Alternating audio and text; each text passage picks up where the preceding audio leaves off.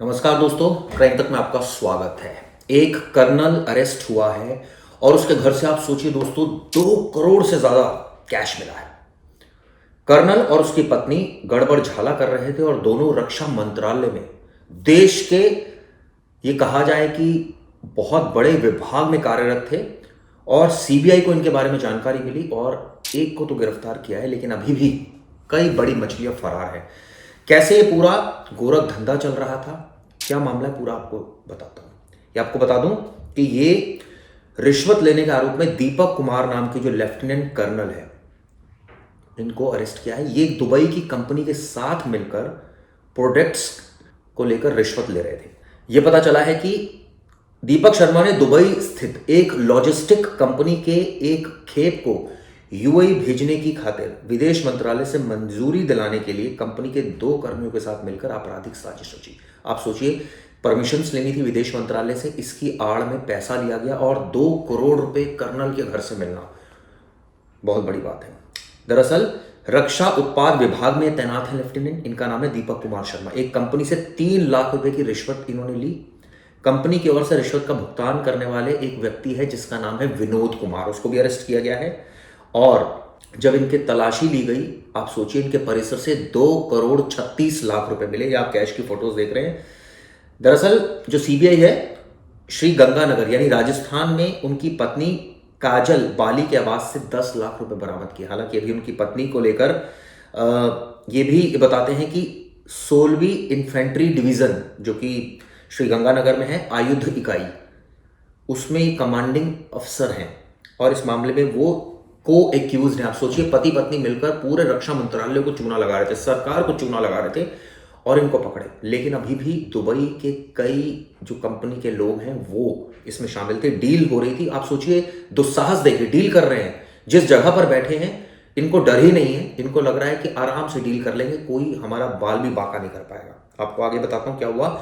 दीपक शर्मा रक्षा उत्पादन विभाग में अंतर्राष्ट्रीय सहयोग और निर्यात के उप योजना अधिकारी के तौर पर तैनात है। आप सोचिए, जो अंतर्राष्ट्रीय सहयोग है और निर्यात, जो हमारा देश इंपोर्ट एक्सपोर्ट में डील करता है, उसमें तैनात है।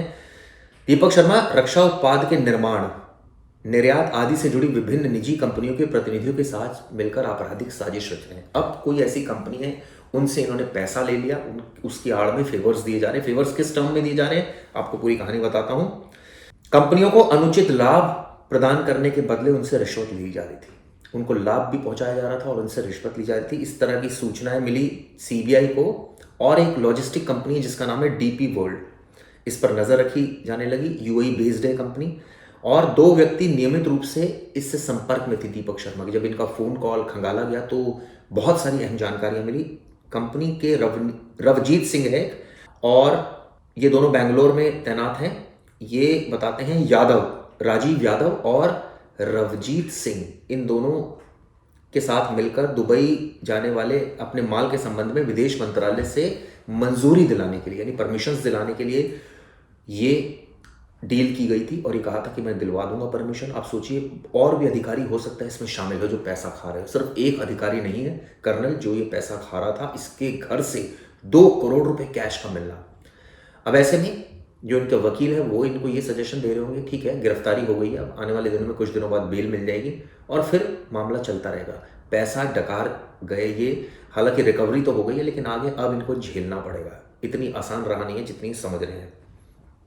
ये बता रहे हैं कि शर्मा ने अपने संपर्कों और प्रभाव का इस्तेमाल करते हुए डीपी वर्ल्ड से संबंधित उपखेप के संबंध में मंजूरी जारी करवाई, यानी कि परमिशन दिलवाई। आप सोचिए, अनुचित लाभ। सवाल ये उठता है कि आप एक कर्नल के पोस्ट पर तैनात हैं, आपको पैसे की भूख है और आपको लगा कि कंपनी के कॉन्टैक्ट्स हैं, ठीक है, कंपनी से पैसा ले लेते हैं, हमारे हाथ में।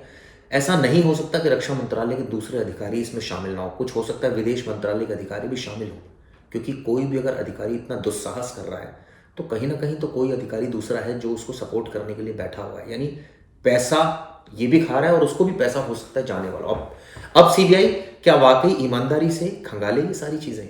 ऐसा तो नहीं सीबीआई के ऊपर प्रेशर आ जाएगा और वो पूरी तरह से इस पूरे मामले को ढंग से डील नहीं करेगी, क्योंकि ये देश की सुरक्षा से जुड़ा मामला है। आप सोचिए, जिस तरह से रक्षा मंत्रालय, राजनाथ सिंह जो है उसके मुखिया हैं और काफ़ी सेंसिटिव जानकारियां होती है रक्षा मंत्रालय के पास, उनके प्रोडक्ट्स होते हैं, उसको भी खरीदते हैं, कई सारे वेंडर्स होते हैं। और ऐसे में आप सोचिए इस तरह परमिशन दिलाना, कोई एक बाहर की कंपनी को यहाँ परमिशन दिलाई जा रही है। अब एग्जैक्टली इसके पीछे क्या वजह है ये भी खंगाला जा रहा है। जो सीबीआई की तरफ से आपको बता दूं, एक प्रेस रिलीज भी आई है, उसमें क्या कहा गया ये आपको बताता हूं।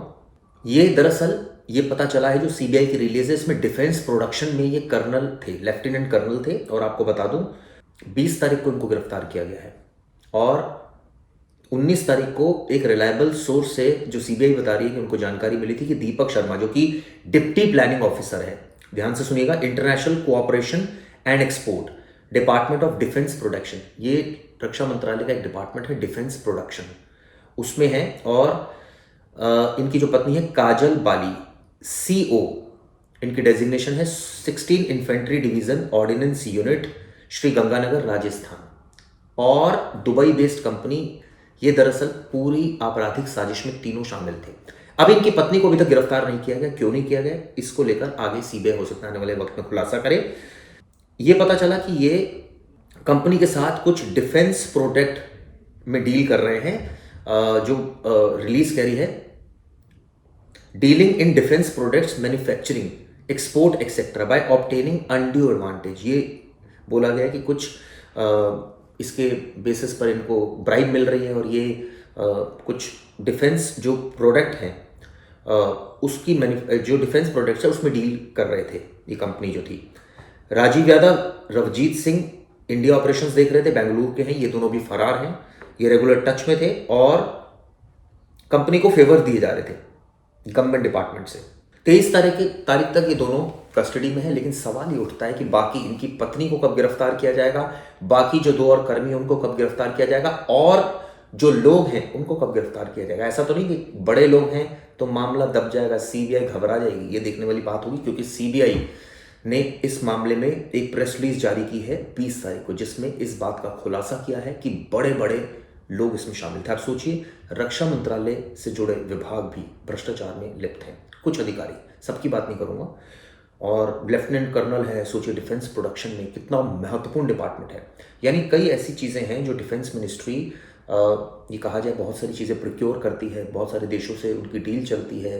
बड़े बड़े हमने देखा कि इन्होंने आए दिन विमान खरीदे जाते हैं, वेपन्स खरीदे जाते हैं, या ये कहा जाए कि बहुत सारी ऐसी चीज़ें खरीदी जाती हैं जो विदेशों से खरीदी जाती है। और आप सोचिए कि यहाँ की जो कंपनीज़ हैं वो कुछ अगर प्रोडक्ट खरीद रही हैं आगे बेचने के लिए, तो उसमें रिश्वत खाई जा रही है। और वो प्रोडक्ट्स डिफेंस जो इसमें पता चल रहा है, हालांकि इन्होंने बहुत स्पेसिफिक नहीं बताया सीबीआई ने, लेकिन ऐसा लग रहा है देखकर कि ये कंपनीज के साथ डीलिंग कर रहे थे, dealing in defence products manufacturing export etcetera by obtaining undue advantage.